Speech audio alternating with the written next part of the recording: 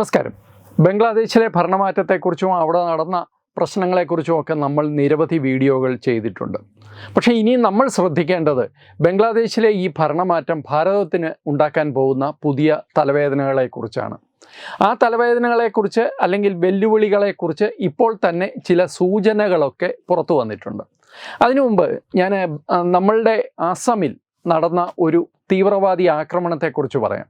2008 October 30 ULFA തീവ്രവാദികളുടെ പ്രവർത്തനങ്ങൾ അങ്ങേയറ്റം ശക്തമായി നിൽക്കുന്ന ഒരു കാലഘട്ടത്തിൽ ഈ 2008 ഒക്ടോബർ 30 ആ സമയം എന്നൊക്കെ പറഞ്ഞു കഴിഞ്ഞാൽ നമുക്കറിയാം ദസറ ആ ഒരു ഫെസ്റ്റിവലിൻ്റെ സമയമാണ്. അസമിലും അതൊരു വളരെ പ്രധാനപ്പെട്ട വിശേഷ സമയമാണ്. ജനങ്ങൾ പൊതുസ്ഥലത്തൊക്കെ ഒത്തുകൂടുന്ന ഒരു സമയം കൂടിയാണ്. ആ ഒക്ടോബർ 30 ഏതാണ്ട് ഉച്ചയോടെ അവിടെ തീവ്രവാദി ആക്രമണം നടന്നു. അസമിലെ 4 ജില്ലകളിലാണ് ഒരേ സമയം ബോംബ് പൊട്ടിത്തെറിച്ചത്. അതിലെ 80 പേരാണ് അന്ന് കൊല്ലപ്പെട്ടത്. 80 പേര് കൊല്ലപ്പെട്ടു, 300ഓളം പേർക്ക് പരിക്കേറ്റു. 2008 സോഷ്യൽ മീഡിയ അങ്ങനെ ഇല്ലാത്തതുകൊണ്ട് ഒരുപക്ഷെ ഈ വാർത്ത ആരും ഓർക്കുന്നു പോലും ഉണ്ടാവില്ല. പക്ഷേ ഉൾഫയുടെ ഏറ്റവും വലിയ തീവ്രവാദി ആക്രമണമായിരുന്നു അന്ന് നടന്നത്. ഇനി ഇതിൻ്റെ വളരെ പ്രധാനപ്പെട്ട ഒരു കാര്യം പറയാം, അതാണ് ശ്രദ്ധിക്കേണ്ടത്. ഉൾഫ ആക്രമണത്തിൽ 13 സ്ഥലങ്ങളിൽ നടന്ന ബോംബാക്രമണത്തിൽ 80 പേർ കൊല്ലപ്പെട്ടു. ഈ 80 പേരും അവിടെ ഉത്സവം കൂടാൻ ക്ഷേത്രങ്ങളിലും മറ്റുമൊക്കെ എത്തിയവരായിരുന്നു. എല്ലാവരും ഹിന്ദുക്കളായിരുന്നു. ഇനി ഉൾഫയുടെ ആക്രമണമാണ് ഇതെങ്കിലും ഈ ആക്രമണം നടത്തിയത് ഉൾഫ തീവ്രവാദികളല്ല എന്നുള്ളതാണ് അതിലെ ഏറ്റവും പ്രധാനപ്പെട്ട ഘടകം. ശരിക്കും പറഞ്ഞു കഴിഞ്ഞാൽ ഉൾഫയ്ക്ക് വേണ്ടി ഈ ആക്രമണം നടത്തിയത് ഹർക്കത്തുൽ ജിഹാദെ ഇസ്ലാമി എന്ന് പറയുന്ന ഇസ്ലാമിസ്റ്റ് തീവ്രവാദ സംഘടനയായിരുന്നു. ഈ ഹർക്കത്തെ ഇസ്ലാമി എന്ന് പറയുന്ന സംഘടന ബംഗ്ലാദേശ് കേന്ദ്രീകരിച്ച് പ്രവർത്തിക്കുന്ന സംഘടനയായിരുന്നു. എന്തുകൊണ്ടാണ് ഇങ്ങനെ ഒരു സംഘടനയെ ആശ്രയിച്ച് ഇങ്ങനെ ഉൾഫയ്ക്ക് ഒരു ആക്രമണം നടത്തേണ്ടി വന്നത്? അത് തീർച്ചയായിട്ടും ഉൾഫയുടെ നിയന്ത്രണത്തിലല്ലായിരുന്നു ആ ആക്രമണം എന്നാണ് പിന്നീട് നടന്ന അന്വേഷണങ്ങൾ നിന്നും മനസ്സിലായത്. കാരണം ഇങ്ങനെ ക്ഷേത്രങ്ങളിൽ ആക്രമണം നടത്തിയതുകൊണ്ട് ഉൾഫയ്ക്ക് വലിയ തോതിൽ ജനരോഷം നേരിടേണ്ടി വന്നു. ഉൾഫ തീവ്രവാദികൾ കമ്മ്യൂണിസ്റ്റ് തീവ്രവാദികളാണ്, കമ്മ്യൂണിസ്റ്റ് ആശയങ്ങളിൽ വിശ്വസിക്കുന്നവരാണ്. അതുകൊണ്ട് ഹിന്ദു എന്നവരെ വിളിക്കാൻ പറ്റില്ല. പക്ഷേ അവരുടെ ഫാമിലി ബാക്ക്ഗ്രൗണ്ടുകൾ അല്ലെങ്കിൽ അവരുടെ സാമൂഹിക വ്യവസ്ഥ എന്ന് പറയുന്നത് ഹൈന്ദവമാണ്, അല്ലെങ്കിൽ ഹിന്ദു സമൂഹത്തിൽ അധിഷ്ഠിതമായ ഒരു സംഘടനയാണ് ഉൾഫ എന്ന് പറയുന്നത്. അവർക്ക് വലിയ ജനരോഷമാണ് നേരിടേണ്ടി വന്നത്. അവരുടെ നിയന്ത്രണത്തിലല്ലാതെ ഒരു ബോംബ് സ്ഫോടന പരമ്പരയാണ് അസമിൽ അന്ന് നടന്നതും. എന്തുകൊണ്ടാണ് ഇവർക്കിത് ചെയ്യേണ്ടി വന്നത് എന്ന് ചോദിച്ചു കഴിഞ്ഞാൽ ഉൾഫ 1992 മുതൽ ബംഗ്ലാദേശിൽ ഉൾഫയുടെ നേതാക്കന്മാർ ചെല്ലുമ്പോൾ ഈ ഹർക്കത്തുൽ മുജാഹിദിനാണ് അവർക്ക് വേണ്ട എല്ലാ ഹെൽപ്പും ചെയ്തു കൊടുത്തുകൊണ്ടിരുന്നത്.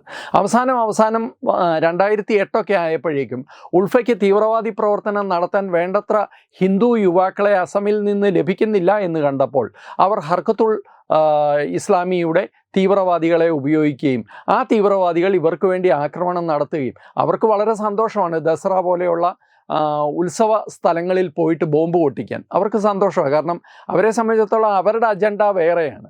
ഉൾഫ എന്നൊക്കെ പറയുന്നത് ആരുടെയെങ്കിലും തോളത്ത് ചാരിയാണെങ്കിൽ കൂടി ഞങ്ങൾക്ക് ഹിന്ദു ടാർഗറ്റാണ് ലഭിക്കുന്നതെന്നുള്ള ബോധമുള്ളവരാണ് ഹർക്കത്തുൾ. പക്ഷേ ഉൾഫയ്ക്ക് ആ ബോധം ഉണ്ടായിരുന്നില്ല. ഇത് ഞാൻ ഇപ്പോൾ പറയാൻ കാരണമുണ്ട്. കാരണം ഇനി നടക്കാൻ പോകുന്ന സംഭവങ്ങൾ ഏതാണ്ട് ഇതേ ലൈനിലായിരിക്കുമെന്നുള്ളതിൻ്റെ കൃത്യമായ തെളിവുകൾ ഇപ്പോൾ റിപ്പോർട്ടുകളൊക്കെ പുറത്തു വരുന്നുണ്ട്.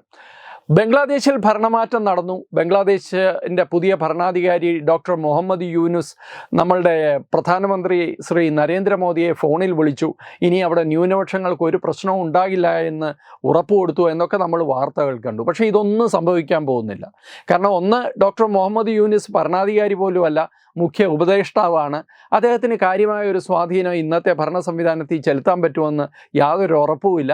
2, ഈ ഭരണ സംവിധാനം നിയന്ത്രിക്കാൻ പോകുന്നത് അല്ലെങ്കിൽ ഈ സാമൂഹിക സംവിധാനം നിയന്ത്രിക്കാൻ പോകുന്നത് ജമാഅത്തെ ഇസ്ലാമി എന്ന് പറയുന്ന ഭീകര സംഘടനയാണ്.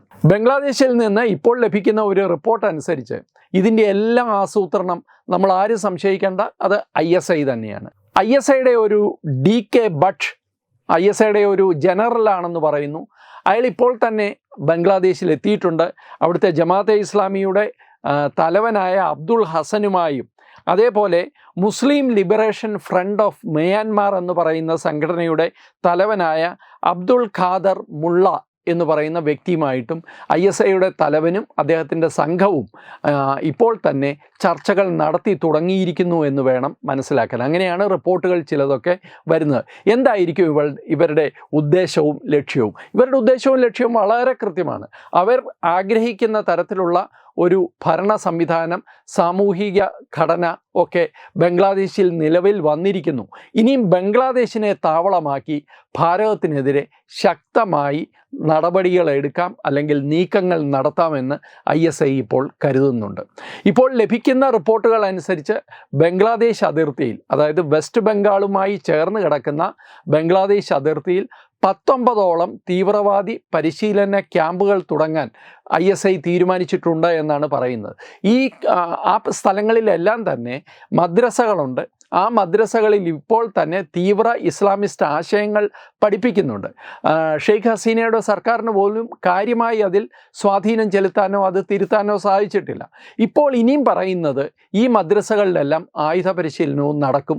അവിടെ തീവ്രവാദികളെ, ഭീകരവാദികളെ ഉണ്ടാക്കിയെടുക്കുന്ന സംവിധാനം കശ്മീർ പോലെയൊക്കെ ഇവിടെയും ഉണ്ടാകും. അതിനായി 19 സെൻറ്റേഴ്സ് തുറക്കാൻ ISI തീരുമാനിച്ചിട്ടുണ്ട്.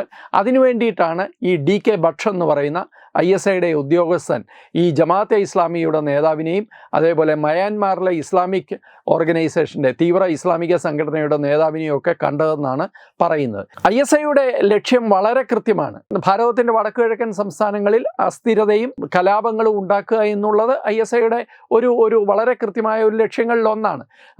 വടക്കുകിഴക്കൻ സംസ്ഥാനങ്ങളിൽ, പഞ്ചാബിൽ, കാശ്മീരിൽ ഒക്കെ ആക്രമണം ഉണ്ടാക്കിയാൽ, അതേപോലെ കേരളം ഉൾപ്പെടുന്ന ദക്ഷിണേന്ത്യയിൽ ഒരു ഭാരത വിരുദ്ധ വികാരം ഉണ്ടാക്കാനുള്ള ശ്രമങ്ങൾ, ഇങ്ങനെ പല കോണിലൂടെ ഭാരതത്തെ മുറിവേൽപ്പിക്കുക. 1000 കട്ട്സ് എന്നാണ് പണ്ടുതൊട്ടേ ISI പറയുന്നത്.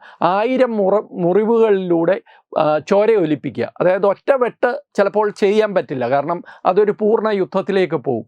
അതുകൊണ്ട് ചെറിയ ചെറിയ സ്ലൈസസിലൂടെ, ചെറിയ ആക്രമണങ്ങളിലൂടെ ഭാരതത്തിൽ എക്കാലത്തും പ്രശ്നങ്ങൾ ഉണ്ടാക്കിക്കൊണ്ടേയിരിക്കുക എന്നുള്ളതാണ് ISIയുടെ എക്കാലത്തെയും ലക്ഷ്യം. അപ്പോൾ അതിന് ഒരു വേദി കൂടി ഇപ്പോൾ തുറന്നു കിട്ടിയിരിക്കുന്നു എന്നുള്ളതാണ് ഈ വളരെ പ്രധാനപ്പെട്ട കാര്യം. ഇനി നിങ്ങൾ നോക്കിക്കൊള്ളുക, അടുത്ത ഒരു വർഷത്തിനുള്ളിൽ വടക്കുകിഴക്കൻ സംസ്ഥാനങ്ങളിൽ ചിലയിടത്തൊക്കെ കലാപങ്ങൾ ഉണ്ടായേക്കാം.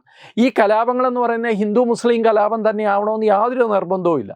വടക്കുകിഴക്കൻ സംസ്ഥാനങ്ങളിൽ ഒത്തിരി സങ്കീർണമായ സാമൂഹിക പ്രശ്നങ്ങളുണ്ട്. നമ്മളിപ്പോൾ ഇവിടെ മണിപ്പൂരിൽ കണ്ടതുപോലെ കുക്കീസും മെയ്റ്റീസും തമ്മിലുള്ളതുപോലെ അതിൽ മതം ഒരു വിഷയമേ അല്ല. ഇവിടെ കേരളത്തിലെ ചിലരൊക്കെ അത് ക്രിസ്ത്യൻ വിരുദ്ധ കലാപമായിട്ടൊക്കെ ചിത്രീകരിക്കാൻ ശ്രമിച്ചത് രാഷ്ട്രീയ നേട്ടത്തിന് വേണ്ടിയിട്ടാണ്. അവിടെ മതം ഒരു വിഷയവും അല്ല, അവിടെ വംശമാണ് യഥാർത്ഥ വിഷയം. വംശവും കുലവും ഒക്കെയാണ് യഥാർത്ഥ വിഷയം. അപ്പോൾ അങ്ങനെയുള്ള വംശീയമായ, ജാതീയമായ, പ്രാദേശികമായ പ്രശ്നങ്ങളെയൊക്കെ ഊതിപ്പെരുപ്പിച്ച് ജനങ്ങൾക്കിടയിൽ സംഘർഷം ഉണ്ടാക്കാൻ ഇനിയുള്ള നാളുകളിൽ ISI ശ്രമിക്കുമെന്ന് 100% ഉറപ്പാണ്. പക്ഷേ ഇതിനേക്കാൾ ഭയപ്പെടേണ്ട മറ്റൊരു കാര്യം കൂടിയുണ്ട്. അത് ഡ്രഗ് മാഫിയയാണ്. പഞ്ചാബ് എന്ന് പറയുന്ന സംസ്ഥാനത്തെ തകർത്തത്, യഥാർത്ഥത്തിൽ തീവ്രവാദത്തെക്കാൾ കൂടുതൽ തകർത്തത് പഞ്ചാബിലെ ഇന്ന് നടക്കുന്ന ഈ ഡ്രഗ്സിൻ്റെ, മയക്കുമരുന്ന് കച്ചവടവും മയക്കുമരുന്ന് ശൃംഖലയുമാണ്. ശരിക്കും പറഞ്ഞാൽ പഞ്ചാബ് എന്ന സംസ്ഥാനത്തെ നിങ്ങൾ കേട്ടിട്ടുണ്ടാവുമല്ലോ, ഉടുത്ത പഞ്ചാബ് എന്നൊക്കെ പറയുന്ന സിനിമയൊക്കെ കണ്ടു കാണും. അപ്പോൾ പഞ്ചാബിനെ പൂർണ്ണമായിട്ട്, പഞ്ചാബിൻ്റെ ശരീരത്തിൽ ക്യാൻസർ പടരുന്നത് പോലെ മയക്കുമരുന്ന് ശൃംഖല പടർന്ന് പന്തലിച്ചത് ISIയുടെ തണലിലാണ്. അതുപോലെ തന്നെയാണ് കശ്മീരിലെ കാര്യം. കശ്മീരിൽ തീവ്രവാദം ഒന്ന് കുറയുകയാണെങ്കിൽ തീർച്ചയായിട്ടും അതിനെ റീപ്ലേസ് ചെയ്യാൻ പോകുന്നത് ഡ്രഗ് മാഫിയ ആയിരിക്കും. അതിൻ്റെ പിന്നിലും ISI തന്നെയായിരിക്കും. ഇത് തന്നെയാണ് നോർത്ത് ഈസ്റ്റിലും ഇനിയും ഇവർ ശ്രമിക്കാൻ പോകുന്നത്. ഭാരതത്തിൽ അസ്ഥിരമായ, ഭാരതത്തിൽ വലിയ പ്രശ്നങ്ങൾ എപ്പോഴും ഉണ്ടാക്കിക്കൊണ്ടിരിക്കുക എന്നുള്ളത് ഇവരുടെ കൃത്യമായ ലക്ഷ്യമാണ്. ഇനി ISI എന്ന് പറയുന്ന ഒരു പട്ടിണി രാജ്യത്തെ രഹസ്യാന്വേഷണ സംഘടനയാണ്. അവർക്ക് എങ്ങനെ ഭാരതത്തിൽ ഇത്രയും പൈസ ചെലവഴിക്കാൻ പറ്റുമെന്നുള്ള ന്യായമായ ചോദ്യമുണ്ട്. ആ പൈസ ഭാരതത്തിലേക്ക് ഒഴുക്കാൻ, അല്ലെങ്കിൽ ഭാരത വിരുദ്ധ പ്രവർത്തനത്തിന് വേണ്ടി ISIയിലേക്ക് ഒഴുക്കാൻ വേണ്ടി ഇഷ്ടം പോലെ ആൾക്കാരുണ്ട്. അത് നമ്മളെപ്പോഴും സോറോസിൻ്റെ കാര്യം, ഒംദിയാർ ഫൗണ്ടേഷൻ്റെ കാര്യമൊക്കെ നമ്മൾ പറയാറുണ്ട്. ഇവർ മാത്രമൊന്നുമല്ല, തുർക്കിയുണ്ട്. Islamic bank of Saudi Arabia ഉണ്ട്. ഇപ്പോൾ തന്നെ പാകിസ്ഥാനിൽ നമ്മൾക്ക് പണ്ട് കേട്ടിട്ടുണ്ടാവും ഹബീബ് ബാങ്ക് എന്ന് പറഞ്ഞൊരു ബാങ്ക് ഉണ്ടായിരുന്നു. ലോകത്ത് പല രാജ്യങ്ങളിലും ഹബീബ് ബാങ്കിന് ശാഖകളുണ്ട്. മാൽഡീവ്സിലൊക്കെ ഹബീബ് ബാങ്ക് വളരെ ശക്തമായി പ്രവർത്തിച്ചിരുന്നതാണ്. ഇപ്പോഴത്തെ അവസ്ഥ എന്താണെന്ന് എനിക്കറിയില്ല. ഈ ഹബീബ് ബാങ്ക് യഥാർത്ഥത്തിൽ ISIയുടെ ഒരു ഫ്രണ്ട് ഓർഗനൈസേഷനാണ് എന്ന് പലരും പറയുമായിരുന്നു. ഇപ്പോൾ മറ്റൊരു ബാങ്ക് കൂടി പാകിസ്ഥാനിലുണ്ട്. അത് ഇസ്ലാമിക് ഡെവലപ്മെൻറ്റ് ബാങ്ക് എന്നാണ് അതിൻ്റെ പേര്. ഇസ്ലാമികമായ കാര്യങ്ങൾ ഡെവലപ്പ് ചെയ്യാൻ വേണ്ടി, അതിന് പുരോഗതി ഉണ്ടാക്കാൻ വേണ്ടി പ്രവർത്തിക്കുന്ന ഒരു ബാങ്ക് എന്നാണ് അതിൻ്റെ കോൺസെപ്റ്റ്. അങ്ങനെ കുറേ കാര്യങ്ങൾ അവർ പാകിസ്ഥാനിനുള്ളിൽ ചെയ്യുന്നുണ്ട്. പക്ഷേ അതുമാത്രമല്ല, ആ ബാങ്ക് എന്ന് പറയുന്നത് ISIയുടെ മറ്റൊരു സംഘടനയാണ്, അല്ലെങ്കിൽ ISIയുമായി ബന്ധമുള്ള ഒരു ബാങ്കാണ്, ഒരു ധനകാര്യ സ്ഥാപനമാണ് എന്നാണ് ഇപ്പോൾ അറിയുന്നത്. ഇവർ വഴി പണം പല ദേശങ്ങളിൽ നിന്ന്, അത് തുർക്കിയിൽ നിന്നാവാം, സൗദി അറേബ്യയിൽ നിന്നാവാം, ഈവൻ അമേരിക്കയിൽ നിന്നാവാം, എവിടുന്നായാലും ഇസ്ലാമിക് ഡെവലപ്മെൻറ്റ് ബാങ്കിൽ അവരുടെ പദ്ധതികൾക്കായി, സുതാര്യമായെന്ന് പുറമേ തോന്നുന്ന പദ്ധതികൾക്കായി വരുന്ന പണത്തെ ഡൈവേർട്ട് ചെയ്താണ് ഇപ്പോൾ ISI ഇത്തരം കാര്യങ്ങൾക്ക് ഉപയോഗിക്കുന്നത്. അപ്പോൾ ആ പണം ഇനി ബംഗ്ലാദേശിൽ എത്താൻ പോവുകയാണ്. ബംഗ്ലാദേശിനെ സംബന്ധിച്ചിടത്തോളം അവർക്കിതൊരു ബിസിനസ് കൂടിയാണ്. ഭാരതത്തിനെതിരെ പ്രവർത്തിക്കുന്നത് വലിയ തോതിൽ ഡോളർ കിട്ടുന്ന ഒരു പ്രവൃത്തിയാണ് എന്ന് കണ്ടു കഴിഞ്ഞാൽ ബംഗ്ലാദേശിലെ ഈ ഭരണാധികാരികൾ ആരും തന്നെ അതിന് പുറംതിരിഞ്ഞ് നിൽക്കുമെന്ന് നമുക്ക് കരുതാനാവില്ല. എല്ലാവരും ഷെയ്ഖ് ഹസീന അല്ല എന്നുള്ളതാണ്. ഷെയ്ഖ് ഹസീന മാറിയും മറ്റൊരു ഭരണകൂടം വന്നു, അവിടുത്തെ കാര്യം അങ്ങനെ നിൽക്കട്ടെ. പക്ഷേ ഭാരതത്തിലെ സംസ്ഥാന സർക്കാരുകളെക്കുറിച്ച് കൂടി നമ്മൾ ഇക്കാര്യത്തിൽ ഒന്ന് ചിന്തിക്കണം. ഭാരതത്തിലെ എല്ലാ സംസ്ഥാന സർക്കാരുകൾക്കും ഉയർന്ന ദേശീയ ബോധം ഉണ്ടാകേണ്ടത് അത്യാവശ്യമാണ് എന്ന് ഒരിക്കൽ കൂടി അടിവരയിടുന്ന ഒരു വിഷയമാണ് ഇത്. ഞാൻ ദേശീയ ബോധം ഉണ്ടാകണമെന്ന് പറയുമ്പോൾ അത് BJP സർക്കാർ തന്നെ ആയിരിക്കണമെന്നല്ല അതിൻ്റെ അർത്ഥം. ദയവായിട്ട് അങ്ങനെ തെറ്റിദ്ധരിക്കരുത്. ഇത് രാഷ്ട്രീയം പറയുന്നതല്ല, രാഷ്ട്രത്തിൻ്റെ സുരക്ഷയുമായി ബന്ധപ്പെട്ട കാര്യമാണ് പറയുന്നത്. ഇപ്പോൾ നമ്മൾ ഒഡീഷയിൽ കണ്ടു. ഒഡീഷയിലെ നവീൻ പട്നായിക് സർക്കാർ ഒരിക്കലും ദേശീയ ബോധമില്ലാത്ത സർക്കാരാണെന്ന് നമുക്ക് പറയാൻ സാധ്യമല്ല. വളരെ കൃത്യമായി തന്നെ അവർ ആ രീതിയിൽ തന്നെയാണ് പ്രവർത്തിച്ചുകൊണ്ടിരുന്നത്. അത് ബീഹാറിലെ സർക്കാർ ആയാലും മറ്റ് പല സംസ്ഥാനങ്ങളിലും അങ്ങനെ വിദേശ വെല്ലുവിളികൾ നേരിടുന്ന സംസ്ഥാനങ്ങളിൽ, ഇപ്പോൾ ശിരോമണി അകാലിദൾ പഞ്ചാബിൽ പ്രവർത്തിച്ചുകൊണ്ടിരുന്നപ്പോൾ, അല്ലെങ്കിൽ അവർ ഭരണത്തിൽ ഇരുന്നപ്പോൾ തീവ്രവാദ നിലപാടിനെതിരെ ശക്തമായി നടപടിയെടുത്തുകൊണ്ടിരുന്ന ഒരു സംഘടനയാണ്. അവർ ഭരണത്തിൽ നിന്ന് പോയ ശേഷമാണ് അവിടെയും വലിയ തോതിൽ പ്രശ്നങ്ങളുണ്ടായത്. അപ്പോൾ ഇതെല്ലാവരും BJP എന്നുള്ള അർത്ഥത്തിലല്ല ഞാൻ പറയുന്നത്. പക്ഷേ ദേശീയബോധമുള്ള ഒരു സർക്കാർ വേണം.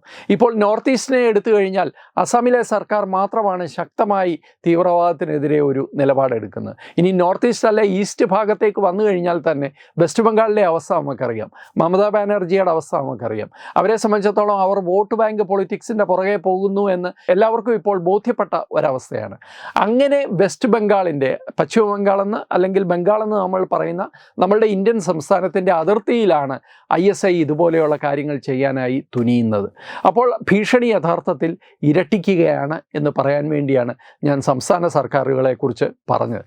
സംസ്ഥാന സർക്കാരിനോട് നിങ്ങൾക്ക് ദേശീയ കാഴ്ചപ്പാട് വേണം എന്നല്ല പറയേണ്ടത്, ദേശസുരക്ഷയുമായി ബന്ധപ്പെട്ട നിലപാടുകളിൽ കർക്കശമായ നടപടികൾ നിങ്ങളുടെ ഭാഗത്തു നിന്നുണ്ടാകണം, അല്ലെങ്കിൽ കേന്ദ്രം ചെയ്യുന്ന കാര്യങ്ങൾക്ക് പൂർണ്ണ സപ്പോർട്ട് വേണം എന്ന് ഉറപ്പ് ലഭിക്കുക, അല്ലെങ്കിൽ അത് മേടിക്കുക എന്നുള്ളതാണ് ഇപ്പോഴത്തെ അവസ്ഥയിൽ ഏറ്റവും കരണീയമായ, അല്ലെങ്കിൽ ഏറ്റവും അത്യാവശ്യമുള്ള ഒരു കാര്യം.